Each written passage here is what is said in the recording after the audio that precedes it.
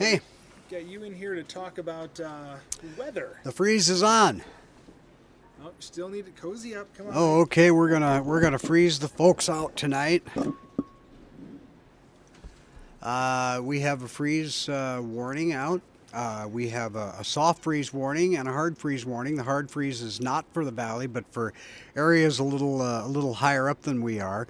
We're most, of course, concerned with the valley, so you can see not only Maricopa County, but Pinal County, portions of Pinal County in a hard freeze, Pima County, portions of Pima County in a hard freeze, and Yuma County as well. So quite an area of the state that is going to be from midnight tonight until I have 8 a.m. on the map, but that's been changed to 9 a.m. now. So I'll be changing that on the map before too long. And then also, I thought we would take a look at some of the temperatures that we'll be forecasting. As you can see at Sky Harbor, 35. So in the central city, it always stays just a little bit warmer. But those surrounding areas, especially in the east and southeast valley, temperatures on the freeze, some of those West Valley temperatures as well, on the freeze, a sustained freeze for a couple of hours. So that will definitely do some harm to the plants. You're going to want some protection. Remember, never use plastic. It will conduct the cold rather than ward it off. Another way to take care of it, especially if you have a grove or you have a line of trees or fruit trees, is to get some standing water underneath them. Let the water run and get an area where you will have some standing water. That water will actually be warmer than the air. It'll give you a little bit of rising warmer air onto those fruit trees or whatever you have out there.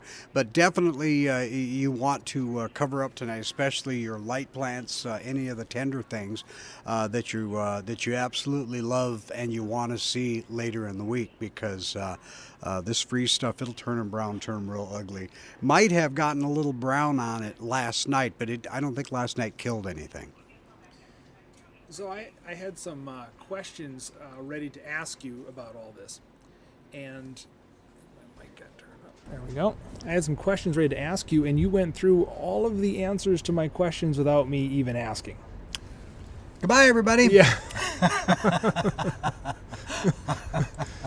So I am going to guess that this is not exactly the first time you've given out the plant covering advice on freeze warnings. No. We do that. We do that a couple of times a year. Usually it's once a year. Last year I think we had 2 freezes, and they were pretty good.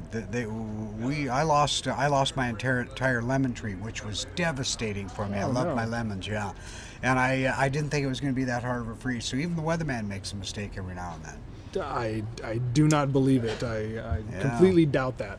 But now, was it 3 years ago where we had quite a few freezes? Correct? Yeah, we've had years. In fact, we've had snow in the valley. Not recently, but we have had snow in the valley, probably about 4 or 5 times since I've been here. I think I've seen snow twice, but we moved from Gilbert, where we used to have to worry about this a lot when we had the freeze warnings, into Central Phoenix, and we figured, great, one less thing to worry about. And our first year in the house, again, I want to say it's 3 years ago, we had this huge stretch of cold where it got really cold, and we lost all of the new plants we put into our house. So we're just getting all those back. So I'm hoping this freeze stretch doesn't last too long. How long are we looking at these? Well, right now it is only just one night. The next night the temps are up a couple of degrees, and in the freeze game, a couple of degrees is big.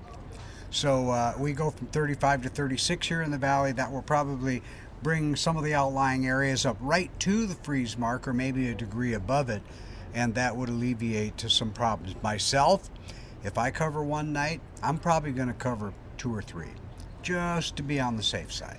Does it do any harm to leave the covering on for a couple extra days? Not really, unless it really warms up fast. You know, your plants might wilt under midday sun.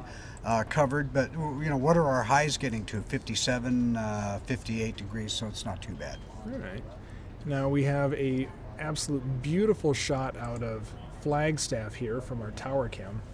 What is the rest of the state looking like in terms of their weather? How much snow are they getting up in Flag? Do you know? Well, Flagstaff yesterday had about 300ths of an inch to 500ths of an inch of snow. Some of the elevations a little higher than Flagstaff picked up about 2 inches.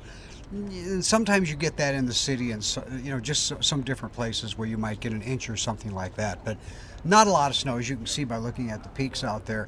We also, I had a live shot from up in Flagstaff last night, where it kind of shows the tops of some of the dorm buildings. And if you're going to see any accumulation of snow at all, that's one of the places you're going to see it. We saw a little dusting, and that was about it. So not a lot, not getting a lot of snow. Temperatures are up around the country, as a matter of fact. Gee, the other day we were 62 and New York City was 57, so we're not too many degrees behind them, or in front of them. Yeah, one of the EPs here, Steve, said he woke up this morning to take his dog for a walk, and the temperature here was the same as the temperature in his hometown in Minnesota. Yeah, and that's only because Minnesota is having a mild winter. Don't take that. I wouldn't be buying a townhouse up in Detroit Lakes right away, but not a bad idea for the summer. Yeah, I think if I was I'm originally a Minnesota boy. Oh, there you go. And if I was going to go back, it would be on that snowbird plan. Yes. I have lived through my last Minnesota winter. I've been down here too long. My blood is thin, and I would freeze like a popsicle the second I stepped off the plane. I'm from North Dakota, and so the same thing. In fact, I don't go back unless I know the average mean temperature is going to be above 60. So there you go. All right. And then anything coming into the next week for New Year's Eve? It looked like there might have been some rain out there a couple little days. Chance of rain. Sometimes, even at 10%, sometimes rain like that isn't even worth putting on the map. But it's nice to let people know in advance that there's a little chance of it, but a 10% chance of rain always means there's a 90% chance that it won't rain. And you have to take that into account as well. All right. Well, anything else you want to share while you're up here? Are you so you're out of the Christmas tie business? Well, I went with red today just because we're still in Christmas week. But yeah, I thought the Christmas tie thing should end on Christmas Day, and then I will be wearing a Christmas tie on Monday, but it's not a Merry Christmas tie. It's a tie that I got for Christmas.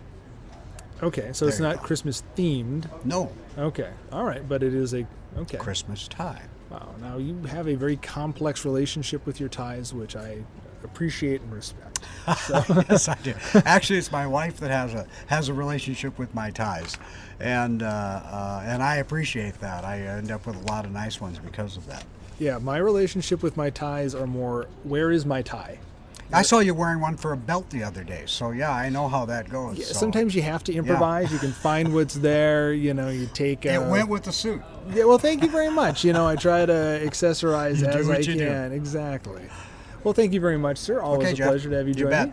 All righty. Have a great one. Well, if we get another freeze, I'll come back and visit you tomorrow. Okay. I'm looking forward. No, on Monday. Well, if you want to come in on Saturday, the booth is yours. I don't know if I'll find you. Okay. Thanks, Jeff. All right, thank you, Mr. Muncie. All right, so we have some numbers from Wall Street here. Let me pull those up for you. All right. And the Dow and S&P finished at record highs for the day. So they were both had a broad rally, and even though trading was light after the Christmas holiday, as it tends to be, and the major indices closed out their second straight weekly gain, and the S&P was up 5.9% over the last 7 sessions and hit its 52nd record close of the year today. So great news there. So I got the stats, and that about wraps it up. So, thank you for joining us on Fox News Now. And if you have want more information on any of these stories, including links on the Fiesta Bowl Parade, you can find that on fox10phoenix.com or on our Facebook page at facebook.com/fox10phoenix. Thank you very much for watching.